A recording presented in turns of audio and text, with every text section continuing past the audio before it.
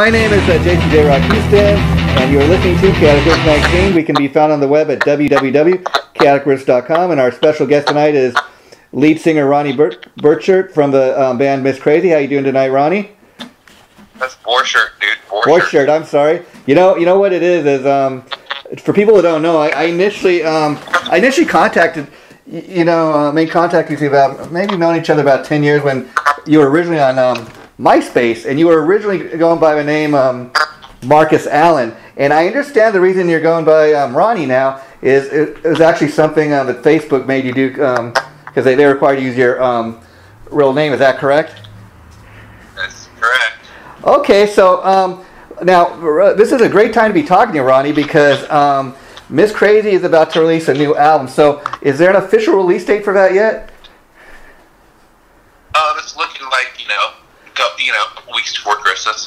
Oh, that's great. Now, I got to tell you, I love the artwork for it's kind of a picture of you, and I think the title is just so very fitting for the times. I mean, talk a little bit about the new album, like how many songs are we going to get in and all that? Yeah, it's a 12-song album, it's 12 songs. And now you have I was listening to two of the songs on your Reverb Nation page. There's one called Ozzy Osbourne. Talk a little bit about that, because I got to tell people, I'm assuming you called it that because, I mean, just listening to the vocals, on that particular song, you have a real Ozzy approach to your vocals there. Right. Yeah, that's actually from our last studio album that we did. Oh, okay. Yeah, that song isn't on the new album. Yeah, the Reverb Nation has 3 new songs on there. And what are those songs? Can you tell us so people can check those out? Yeah, there's a song called Let Me Out, and then My Heart Aches, and then a song called My Disgrace. Oh, okay. So we'll definitely check those out. But again, it's been a while since Miss Crazy put out any new music. So have you guys been working on this for a while? Yeah, I have been really. Just been kind of, I had like 30 tunes that I kind of wrote, and I just like jumped, and then it over like 4 years basically, because I did Welcome to the Freak Show album. That's the last Miss Crazy album that I did with Jeff LaBar, and we did a little tour on the West Coast. Yeah. But yeah, it's been a while since I've done Miss Crazy, and this is kind of like your original baby now. Originally, like the original lineup, I know the band kind of split a number of years ago, and you've kept it going yourself. Has that been something that's been pretty hard for you to do? Yeah, I mean, it wasn't hard or anything. It was not hard, but I guess what I'm asking is, when the other members decided to split, did you have second thoughts about carrying on maybe as a solo artist or wanting to carry on as Miss Crazy? Yeah, I did. I had a lot of different things that I was thinking. Yeah, because the original band, like, nothing stays original these days. Yeah. And it's hard to keep it together, but you're kind of you've always kind of been the face of the band and the main songwriter. So was that process any different this time, like writing the songs, or was that primarily your responsibility again? Yeah, I co-wrote a couple songs with a guitar player, Craig, that played with us on Grip. Mm-hmm. And he contributed a couple songs that we wrote together. And then it's pretty much the same style. I mean, it's like, you go through what you think is good and what you don't think is good, and then, But this time around was a little different because, this is the 6th album. Yeah. And the thing is, you got to be able to, please yourself, because, especially as a lead singer, you're the one that has to perform these songs. At the end of the day, they got to be somewhat heartfelt, and, you got to be able to get up there and perform these tunes and like them yourself, Yeah, and you don't want to rip yourself off too much, and then, you kind of do that anyway. And I'll tell you what, one thing I've always loved about Miss Crazy as a band is you guys got great original material, but also you've done a great job of putting out these cool cover tunes over the years. And for a number of years, like a lot of original stuff was not even available physically on CDs, but you were so much successful, like selling it digitally and online. So I got to tip my hat to you, because you're one of the first guys that was really found a way to do that and be successful at it. Hey, thank you very much. That's true. I've done that a lot. With I've always kind of wanted to do like a little cover. I think like covers are like kind of the ultimate compliment you can like give anybody. So like when you do one, and you do it justice, it's kind of cool to get recognized. I mean, anybody can do a cover, right? Yeah. And see, at the same time, I think what makes what you've done great is there are a lot of people that have, like you said, they put out great cover tunes, but Miss Crazy has the ability to not only just cover other people's stuff and do a great job, but you're great at putting out original material. So you got the best of both worlds for the fans. Well, thank you. Appreciate that. Yeah, we did that little that free covers album. Yeah. That was in between, so it's not like we weren't doing anything. No. We had that. So, but we did kind of take a long time, to do stuff, and I wasn't even sure if I wanted to do another album, And that was gonna be my next question. So, like, because Miss Crazy, you've kept it going all these years, but and as successful you've been as far as being able to sell the stuff digitally, you've been one of those bands that kind of remain kind of a little under the radar, if you know what I mean. But somehow, anytime you put out a new album, people buy it, and they still want to check the band out. Yeah.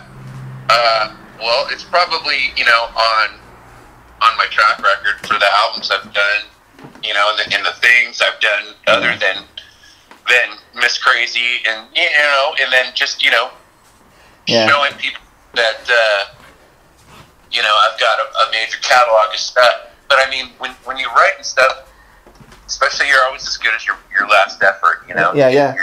And you're your worst critic. So doing a new album at this time where we are, with music and hard rock and stuff like that, I didn't just want to put out anything, or any kind of album. So I took my time. There's a lot of effort into these songs.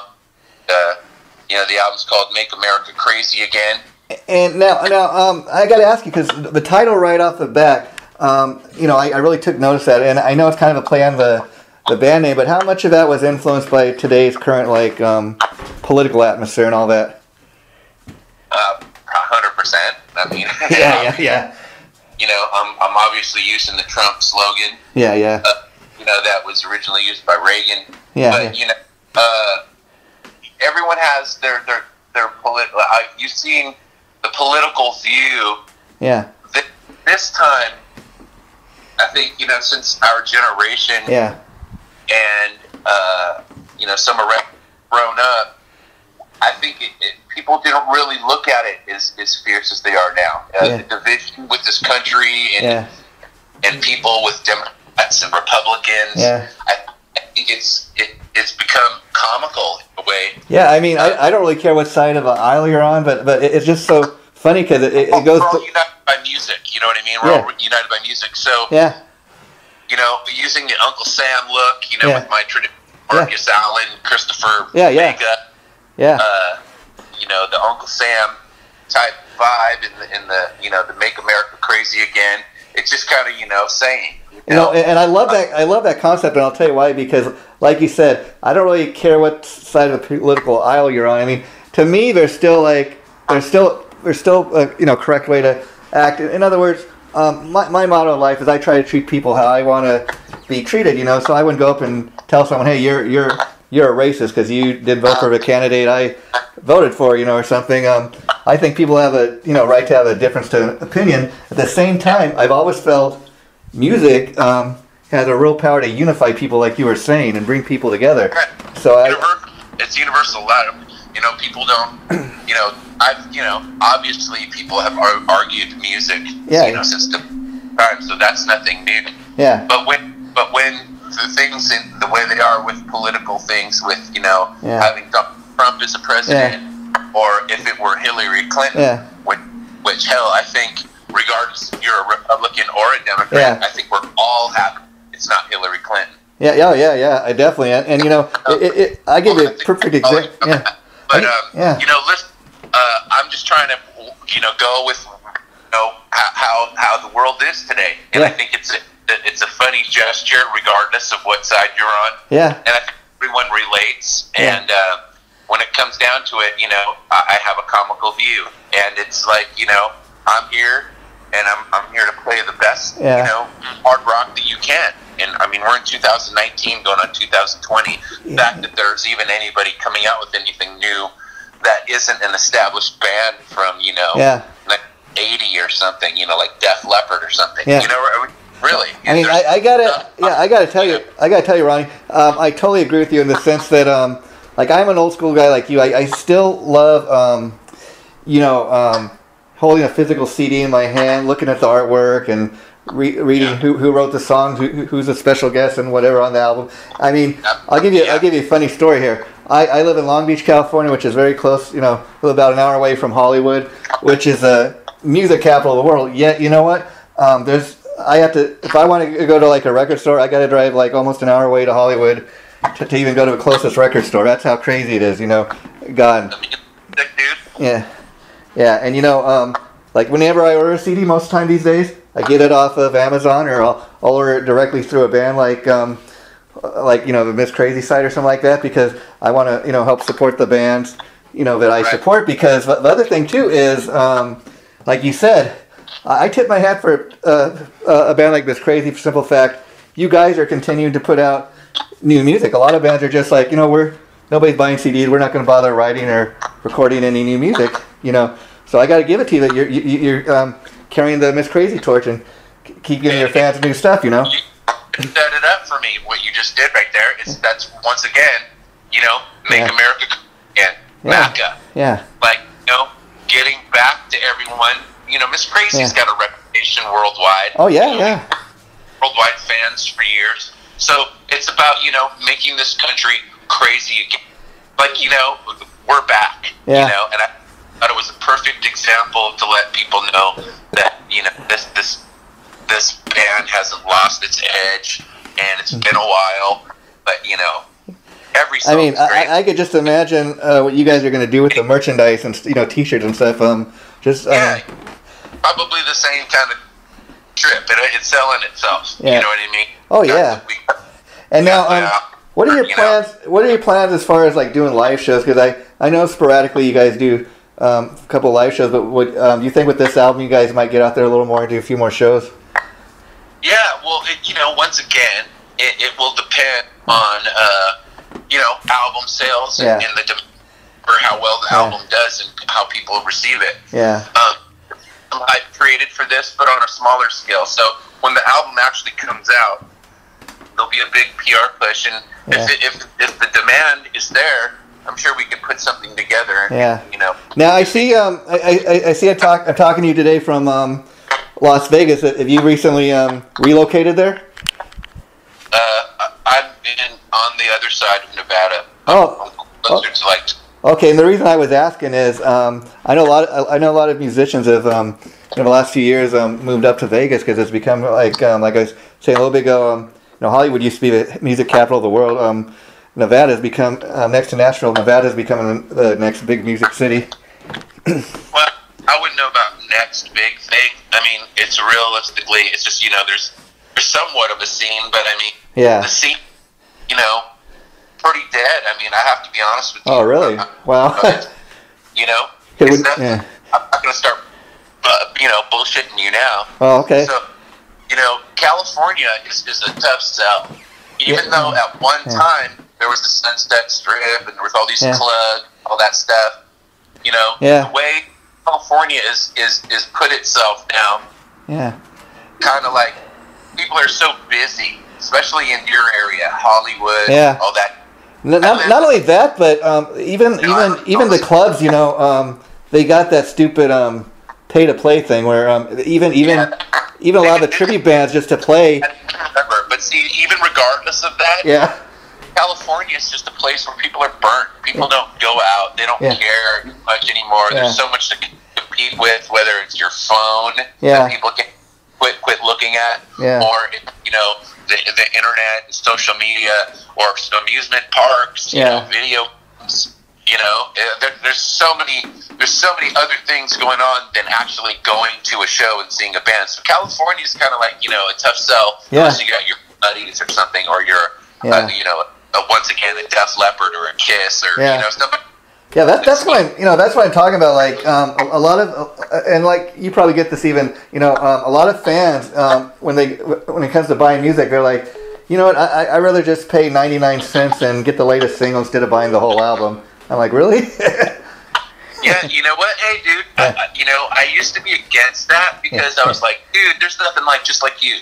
I want to get this CD and then I'm going to open it up and we're going to have like an 8-page booklet. Yeah. And, it's going to have all the little pictures and stuff that I can look at as I'm listening to the album. Yeah.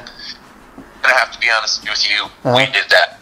We did that on the album. But you know what? It's like, I get it. So I'll give those fans that booklet and the hard rock experience when they buy the CD. But at the same time, dude, all the digital downloads, those almost equal, or if not more, than the record sales that I have.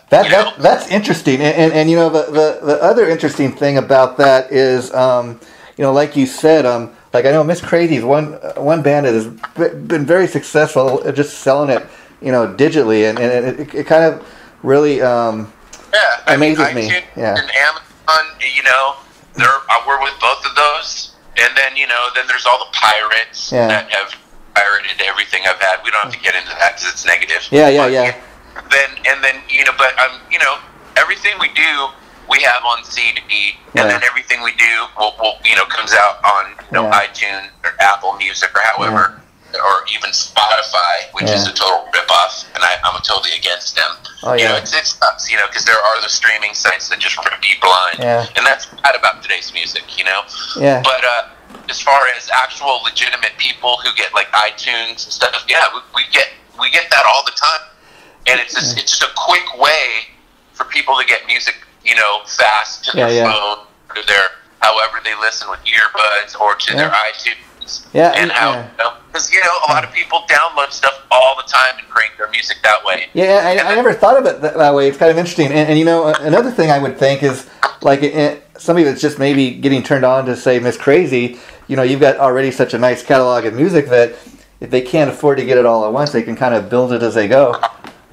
Yeah, that, and then over time they usually end up they have one album. They're usually getting it. I mean, if they got one, they liked it, they're usually going to get all of them. So that's kind of what happens with bands of Miss Crazy. Yeah. It's like I'll eventually sell all the albums. We have 6 now. Yeah. And then Can't Get Enough has been out of print.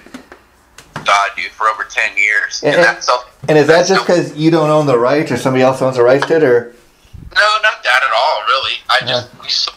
Maybe we sold 3,000 of that album. Yeah. Then it kind of became a cult. Oh, okay. Yeah. Where people find a copy every once in a while, and it's over like $150. But who knows? We might reissue that album. Yeah. It might be going to do that because it's been so long. But Miss Crazy 2 is like very close to being that same thing. Wow. But we have a new album that's coming out, dude. So that's the main goal, and then eventually people buy. You can get everything online afterward. Well, you seem to like be a bit of a marketing genius, and I mean, I'll give you an example of what I'm saying.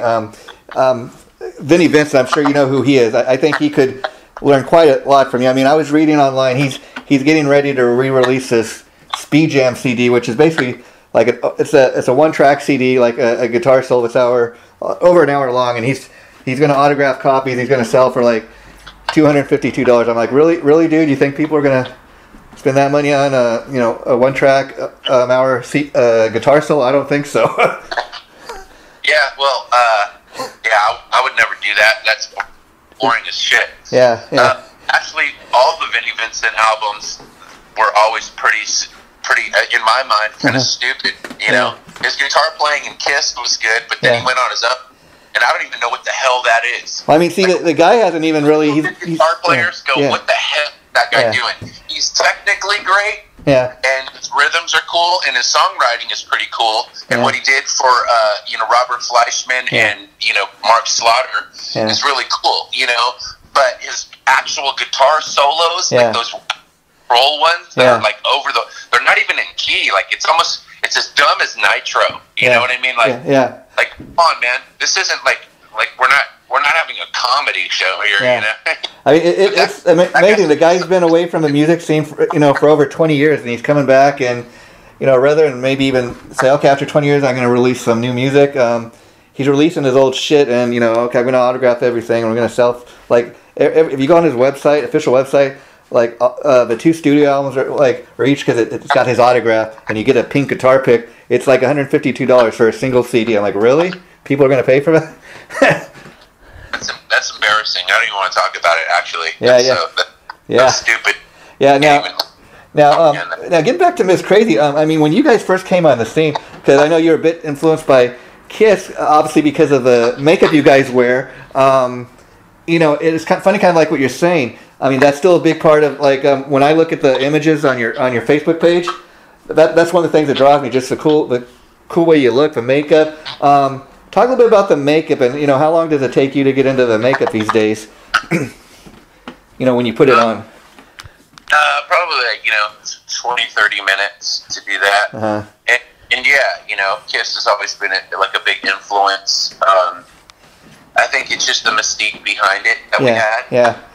And it's kind of funny because, like, at one point, I even as a fan, when I first discovered you, online all those years ago on MySpace, that's one of the first things that kind of drew me to the band is the cool image of makeup. But now it seems like it's almost kind of an after effect. Like you're saying, people just people are buying the music digitally. It's just based on the sound of the band, which I think is kind of cool, if you know what I mean. Yeah. The image thing went as far as it went. I mean, like the MySpace days, like when you say that, like that was before corporate people realized that MySpace was too much of a selling tool for individuals. Think about this for a minute. Corporate people came in, whoever they are, however they are. Your Mark Zuckerberg basically created Facebook and controls us now to 5,000 people, where when I had MySpace, we had over 100,000 people on a personal page and a band page with a music player. And we were touring the country off of a page that we made for free on MySpace. Just think about that for a minute. And, the funny thing to me... Not allowed anymore. Have you seen how they destroyed that? They completely took that whole website, destroyed that whole thing. I mean, you know how many people would still wish they could do that? And have that tool, that selling point?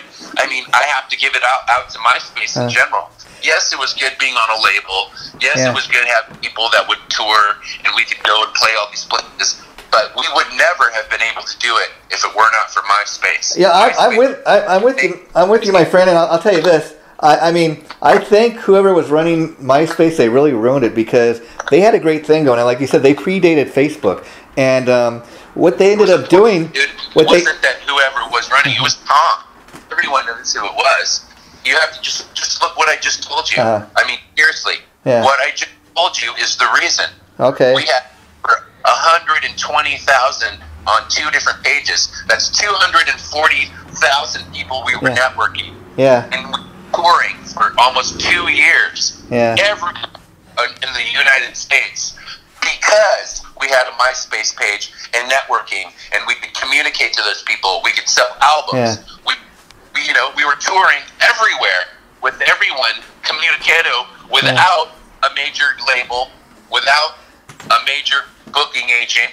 We were doing it all on our own, and we were majorly successful. Now that could happen.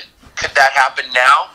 No. It can't. But you know what I noticed when Facebook popped up is Mark Zuckerberg was planned by the whole corporate media, and he came in and destroyed, like, just killed it.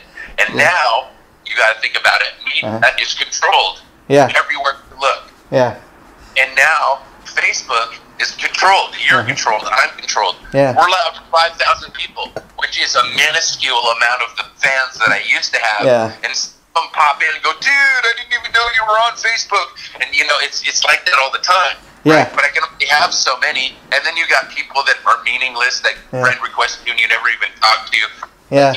MySpace was 1,000 times better than Facebook, and there's just nothing we can do about it. Yeah, I totally agree. Yeah. They kind of forced you to move a format, because I just to see what was there. I went the other day, and MySpace is still there, but it's nothing like what you're talking about. It's almost like they try to make it like Facebook, where let's just make it a site where you just post pictures. Cemetery, dude, it's an online cemetery, so you can go there and look at what used to be, and it's not. It's not even that. Yeah.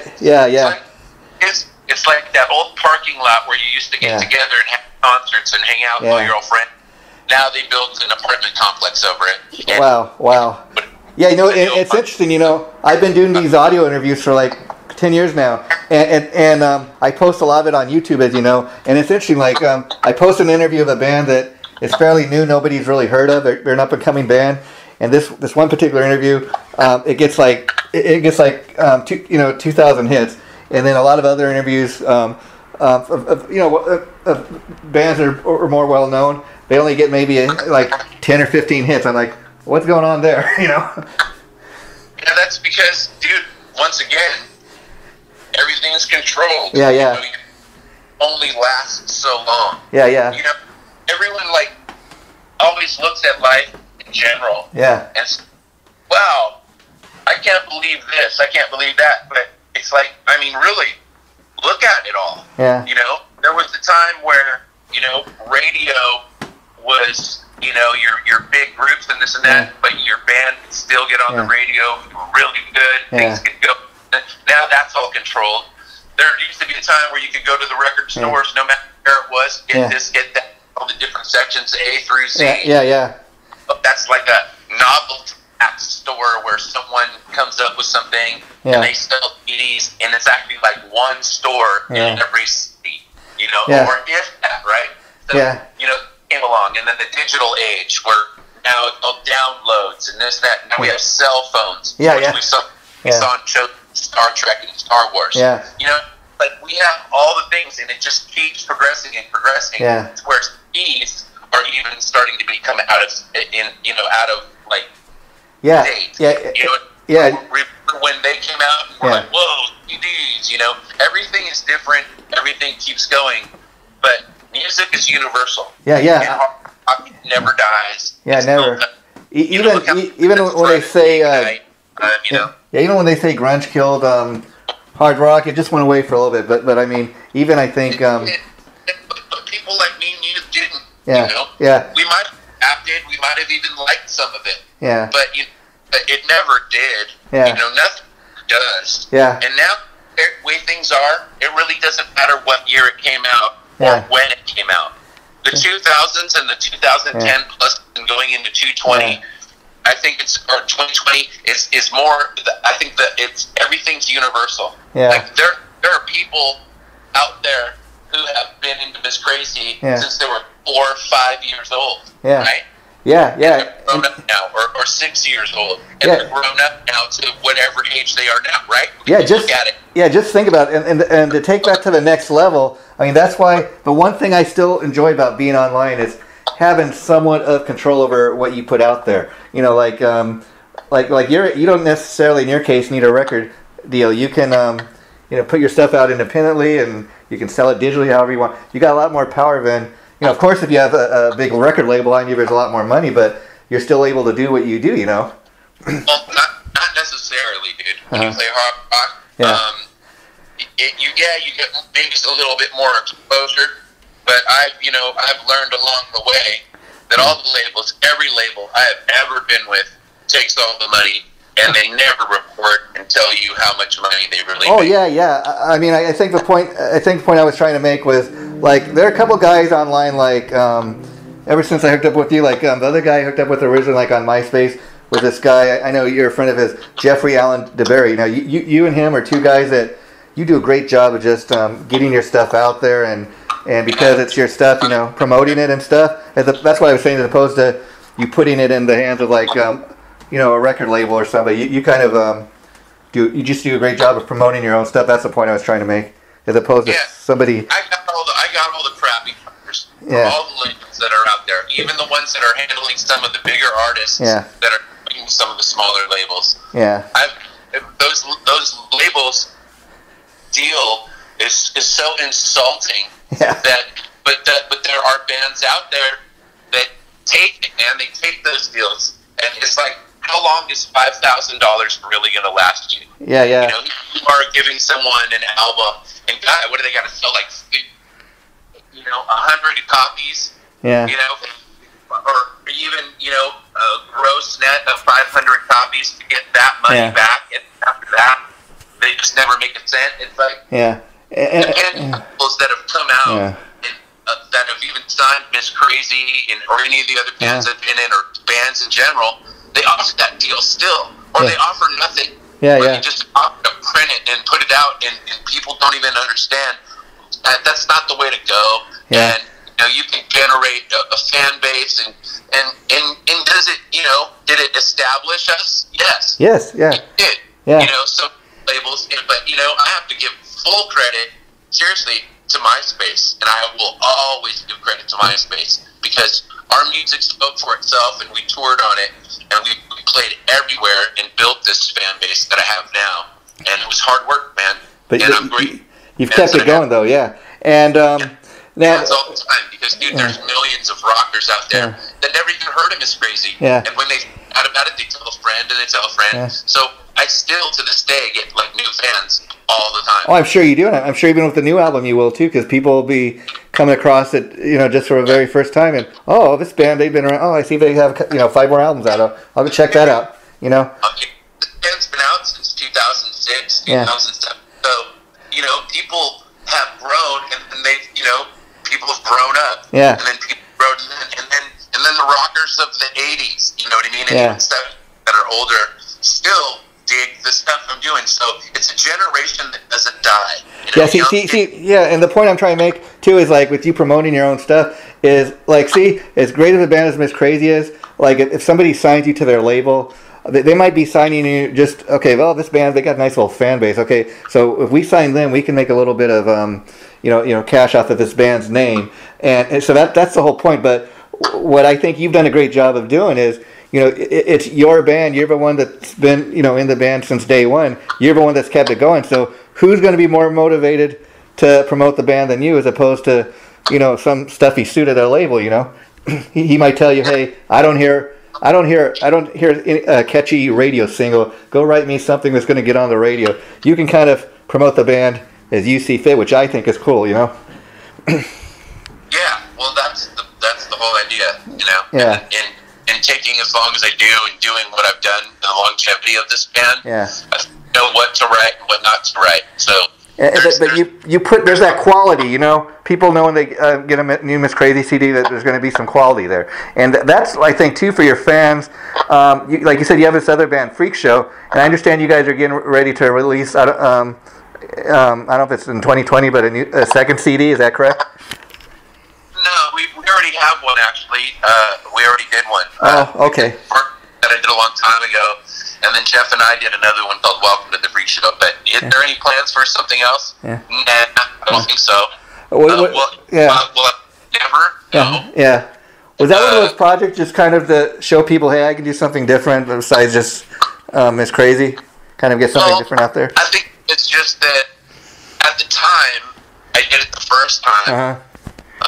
You know, there was a recession going on. So it was kind of pick and choose what to do, because, you know, regardless of how good you are, people were just downloading everything. That no one was paying shit to play. So I did that album with those guys, you know. But Jeff and I became friends, and we did another CD without, you know, Franklin and Benelli. You know, everything happens for a reason in life, and you know, all I'm saying is I'm still playing now. And I'm on top of my game, and I got a brand new album. And that's what matters. And before we move on to our next topic, I want to ask you, recent announcement that Motley Crue's getting back together. How surprised were you about that? Not surprised at all. Yeah. That band, I think I'm going to say this right, because I don't want to say this wrong. Yeah. Because I get people like majorly attack me if I don't word this right. So I'm going to be careful. Okay. Motley Crue, I think, was a big influence for all of us who play hard. Okay, I know I am. Mm-hmm. Okay, I loved those albums. The first two albums especially. Oh yeah. Then there was a handful of songs along the way. Dr. Feelgood, even the Robbie thing. And they filled us along the way. Yeah, yeah. With the bullshit albums after that. The Drum Machine album, that's just Nick Saban album, which is a drum machine. Yeah. We don't even know when the last time Tommy Lee even played in Motley Crue. And then that farewell last tour thing that they did, and the Staples Center special, where I don't even know what Vince Neil is doing vocally anymore. Yeah.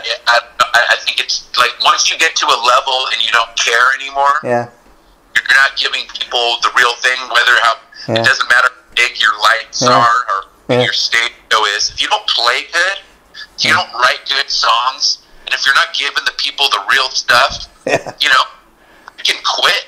Yeah.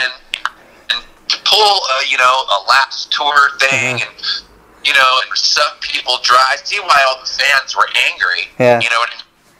It's like, how many times are you going to come out again, whether you're out of shape or you're in shape, and then rank people $300, for tickets, and then your service charge, and then your parking, and then your gas, and then your T-shirts, and your freaking popcorn, or whatever in the hell it is. Like a $500 a night per person, and to do all that across the country all again, and then throw in, bands that are still kind of good, that would be like Def Leppard, and then, even hats off to Poison, they just go out and play, and they do the things, and their songs have always been bullshit, but we all know that. But they still go out and do that same thing. With Motley Crue, it's been a manufactured setup gimmick for a long time. Yeah, I mean, let's be honest. As great as Motley Crue is, I don't think really these days anybody's going to see Vince Neil. I mean, to me, Nikki Sixx has kind of always been the brains behind Motley Crue. I mean, people may be surprised to learn Nikki is the one and Mick are the ones that write most of the music. He's always been that guy. He's always been the leader. And I think when they ended it the last time, I watched that Staples Center concert, and I watched all my favorite songs, and I watched my favorite band that I knew all along. Motley Crue is my top 5 favorite band out of all the bands I love. Okay. Yeah. And I was watching something with millions of dollars behind, and I was very disappointed. Yeah. I would have rather have watched Motley Crue go up there and play those songs with a cover band singer. Would give me 100%, rather than getting a 25-35% Vince Neil in a production on TV. You know what I mean? I was embarrassed. I was embarrassed. I mean, I watched. I am about Kiss. With freaking the fake dudes. It's like, dude, don't play then. Yeah. I mean, I watched that DVD, the final show, and there's a section where they're interviewed, and in part of the interview, Nicky actually says, I've been playing with these guys for like over 35 years, and he goes, after this tour, he goes, we live right down the street, I'll probably never see these guys again. And of course that's not the case now, but at the time I think it had a lot to do with them not getting along, and I think Nicky had a lot of regret about splitting the band up. And it's kind of funny because they did tell people, oh, we signed this contract, we're never going to be able to tour again. We do, you guys can sue us. And then he goes online when they make this announcement the other day, he's like, well, we just blew up the contract, so so that throws that out the window. Yeah. A bunch of bullshit. And you're big and you have tons of money like that, and you have big fans, you can take advantage of those fans. And that's kind of sad. I think there's a lot of bands that have done that along the way, but then some bands that have stayed true, like Def Leppard, man. Those guys stayed true. And same with Poison. They stayed true to who they are. They're no team. And, but it's kind of like this. you have to look at the way it all goes down. Yeah. Bands don't get along. Yeah. It doesn't matter who you are or what band you are. Yeah. Eventually you don't get along with that guy, and you don't get along with this guy. Yeah. That's life. That's life. Yeah. Everything you do. So, realistically, everything is a solo album. Yeah, when you're the leader, members come and go. Yeah. It's all solo album. Does it need to be called anything? No. Yeah. I mean, but Miss Crazy's a name that's known, and I've used it, and it just represents, hard rock. Yeah, you make a good point there, because I'll tell you something. While they could get another lead singer can do maybe perform a Miss Crazy stuff halfway decent, I don't think fans would want to want a Miss Crazy CD unless you were the lead singer, Ronnie. You know what I mean? It's not the same thing. Well, thanks. I appreciate that. But just once again, the name is just a universal name, and it's not really about who's in the band. It's about what the name represents, and what the song represents. I mean, it's almost it's hard rock. Yeah. That's really what it comes down to, dude. You're not talking to me for any other reason. It's just standing for hard rock and the resurgence of it, which I helped be a big part of when this band's. I mean, it's almost as ridiculous as Bobby Borchert trying to take over Rat, and and it's okay. You're maybe the original drummer, but you didn't write any of the tunes. I mean, you didn't write a single tune, so you're playing these other guys' tunes that they wrote the big hits, and you're trying to take that away from them, and you're like, I'm the drummer, come see me.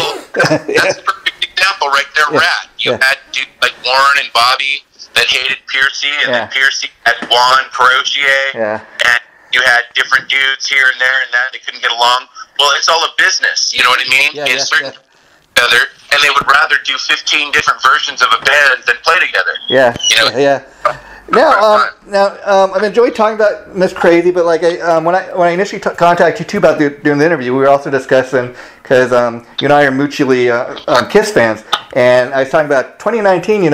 Ronnie marks a couple interesting anniversaries. First of all, it's the 45th anniversary of both the Kiss debut album as well as Hotter Than Hell, and then it's like the 40th anniversary of Dynasty, and we thought it would be cool to kind of talk a little in detail about Hotter Than Hell. So let's get to it. Hotter Than Hell, to me, right off the bat, is one of those albums that it's really underrated to me, if you know what I mean.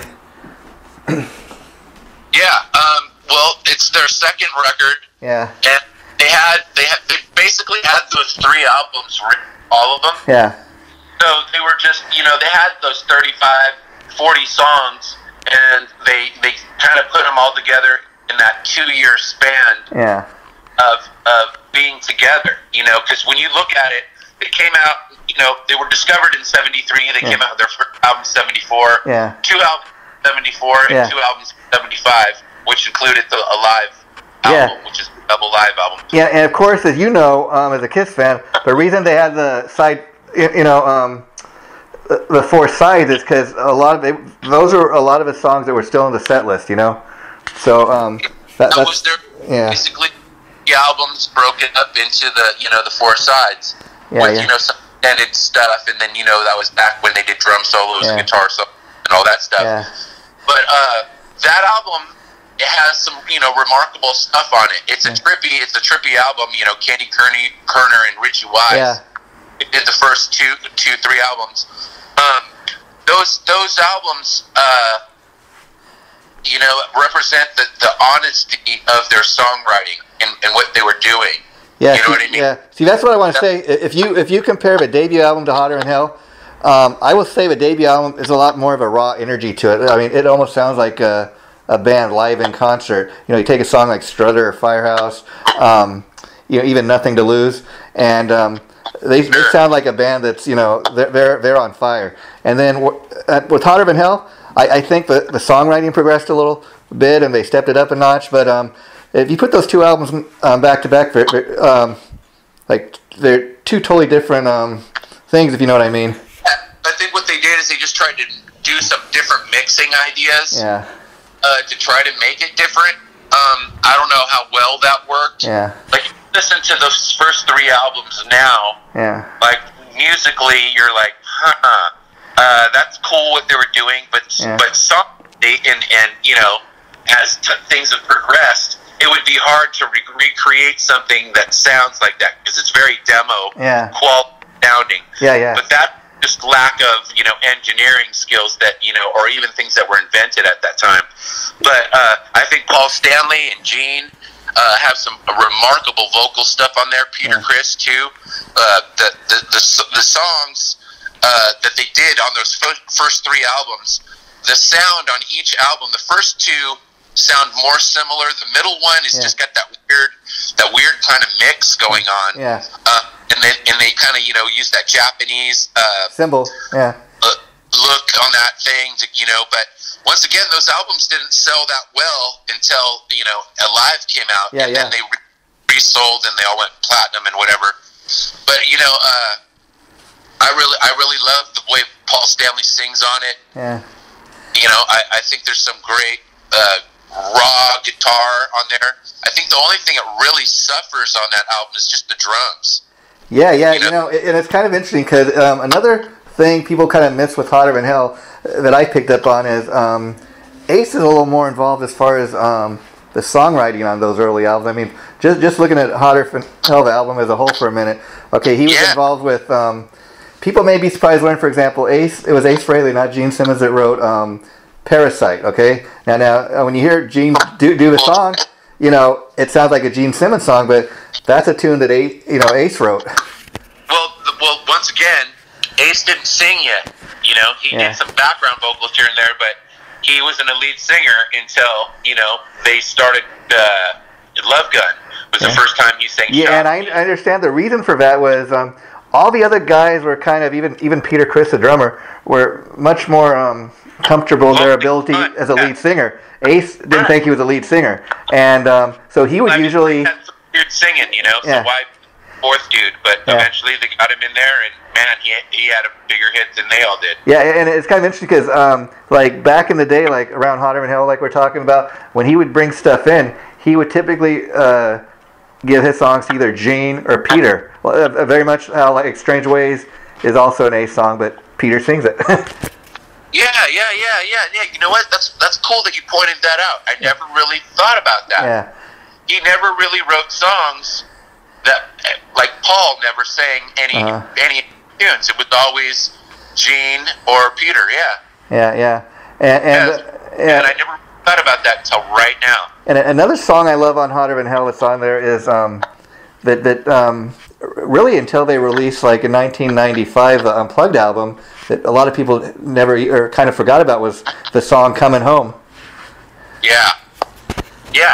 That was a favorite of mine from day one. I remember being a little kid in my room, and my friend Travis lent me. This is how I got to know those. It's like I got into already like Kiss Alive 2 and Love Gun, and then my friend Travis. We were walking to school one day. This is how the story goes. True. He lent me a Kiss Originals, and in that Originals, it had the first 3 albums in this like paper thin album cover thing in this like sleeves, right? And that's how I discovered those, man. I discovered those albums, and I'm like, whoa. I've seen a lot of stuff about the Originals and Original 2s online, and I think that was like something that the record company initially put out, kind of like the first official like Kiss Greatest Hits collections. Back then, it was a new way to get them out, and it was a new way to introduce them again, people to something new from Kiss when Kiss Alive sold so well, because people were so into their live show and seeing them live more than buying the studio albums.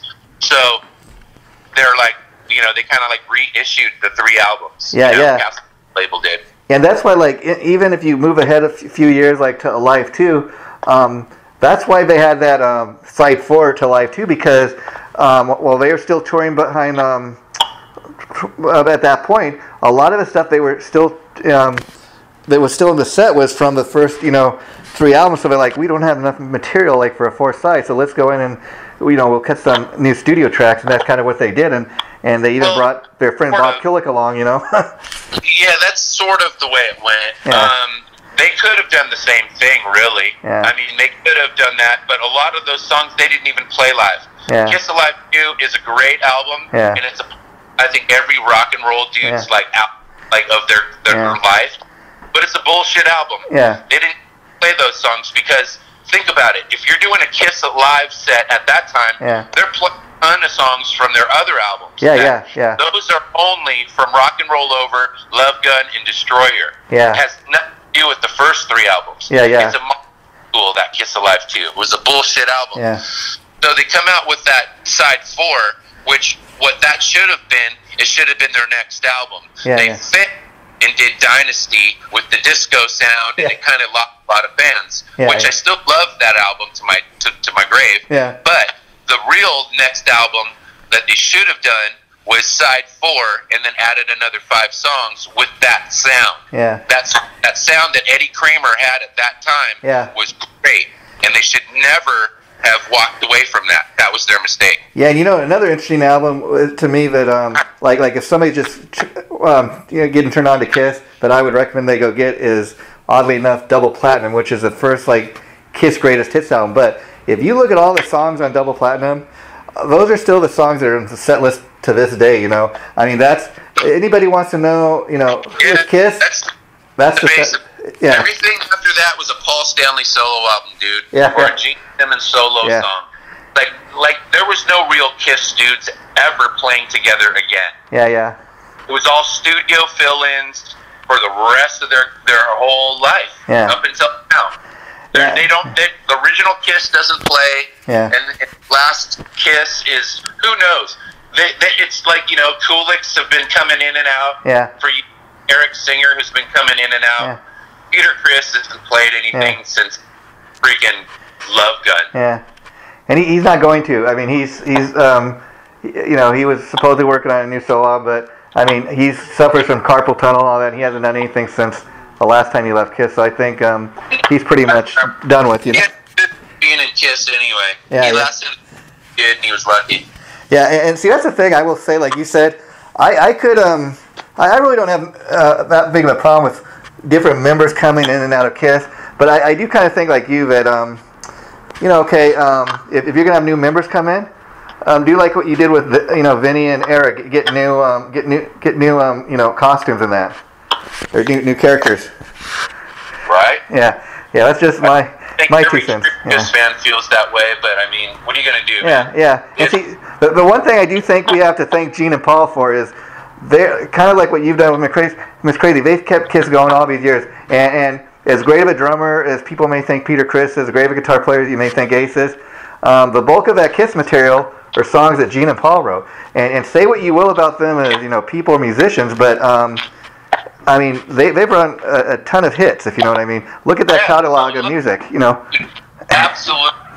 And that's why they're still playing to this day, and they still can, because they wrote iconic songs that will stick with us forever, and they can play on that catalog, that 40-year catalog or 30-year-old catalog. They can do those things because they're master songwriters, and they're marketing geniuses. You know what I mean? Yeah, and getting back to Hotter Than Hell for a minute, that's why I think like one of the songs that's they still from time to time play in the set list is "Let Me Go Rock and Roll," which is of course one of the tracks on Hotter Than Hell. And I think part of the reason is that song predates like Rock and Roll All Night, so it was actually kind of the first Kiss anthem, if you know what I mean, before they put out that monster hit.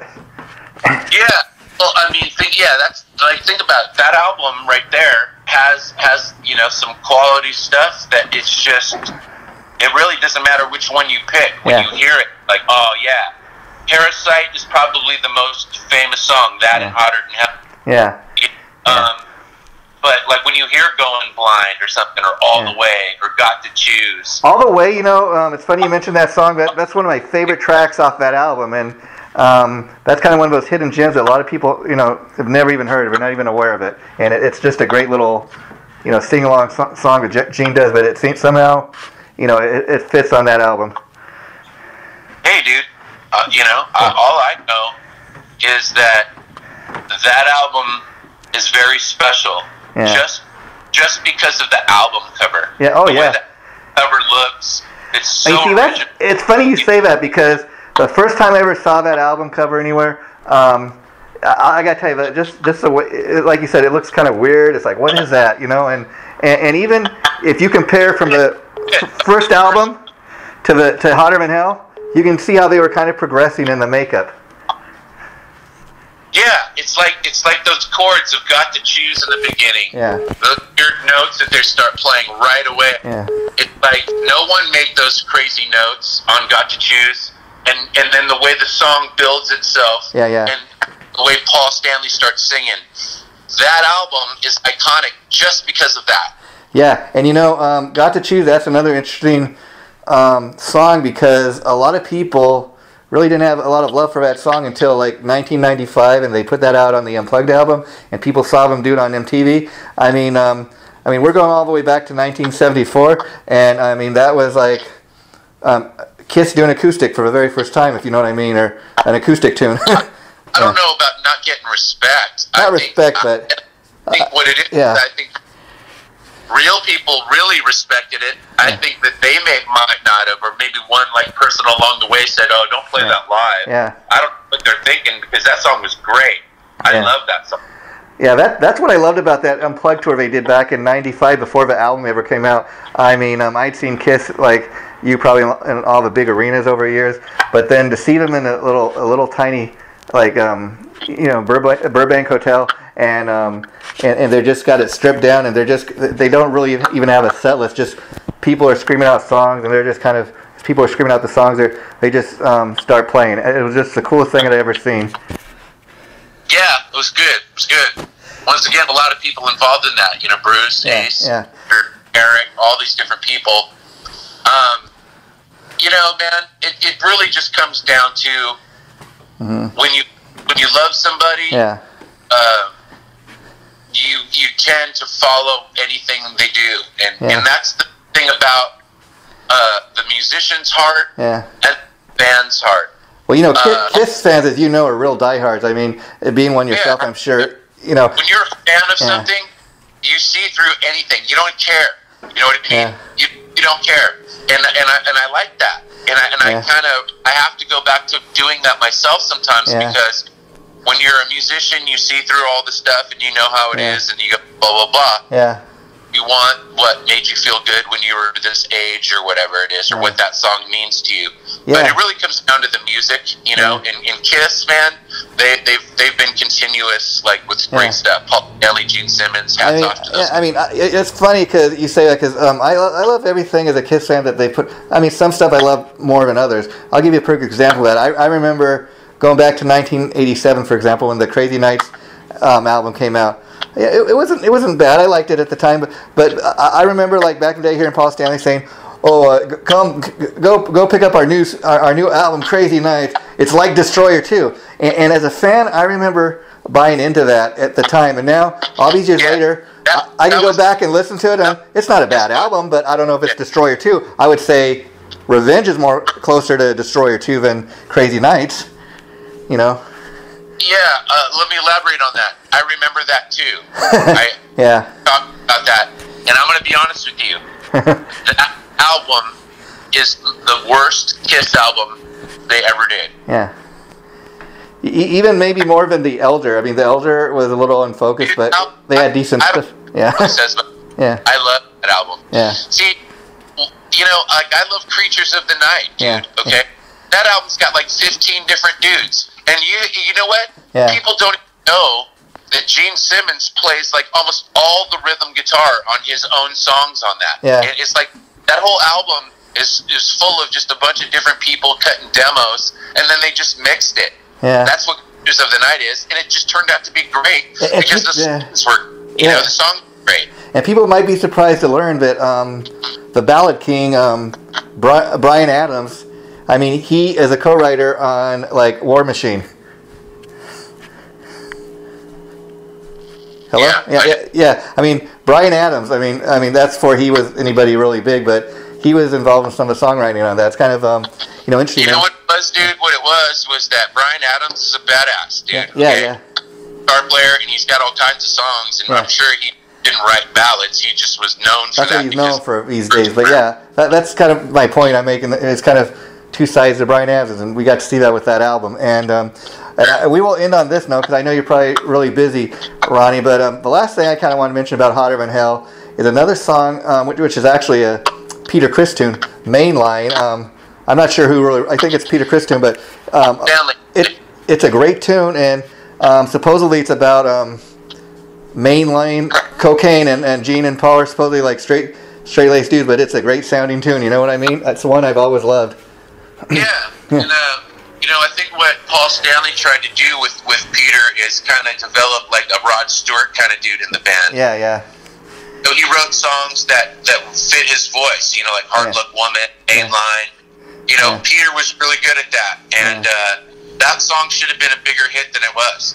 Yeah, it's kind of funny because I've heard Paul Stanley say, I want to do like a Rod Stewart type tune, and I even tried to get Rod to do the song, and I remember back in '95. And tried to Rod Stewart, they didn't do it, but Yeah, I even remember when they did the Unplugged tour. That was a song that Paul Stanley, he did the lead vocal on it live, and I thought, that's pretty cool. It's a shame they didn't put that out with Paul doing the vocal. And oddly enough, I'm sure on the Kiss box set, we got finally to hear a chance to hear the original vocal, Paul Stanley vocal for God of Thunder. People may be surprised to learn God of Thunder is a Paul Stanley tune, not a Gene Simmons tune, actually. It was just Bob Ezrin that thought, hey, that sounds more like a Gene song, so we're going to have Gene do it. Yeah, I have that. Yeah, it's pretty cool. Yeah. Yeah, a lot of people don't know that. But once again, it really didn't matter back then. Yeah. It's just whoever song the best, That's why they co-wrote a lot of stuff. Yeah. Well, Ronnie, once again, I want to thank you for taking time to talk to me. It's been fun catching up. We'll have to do it again. I'd love to hear the new album when it comes out, and then maybe sometime next year we can do a follow-up interview to talk specifically about your new CD once it comes out, so we can help further promote that. But thanks so much for taking the time to talk to me. It's really been fun. Thank you, Jason. You have a great night. Okay, you too. Bye-bye. Thanks, brother.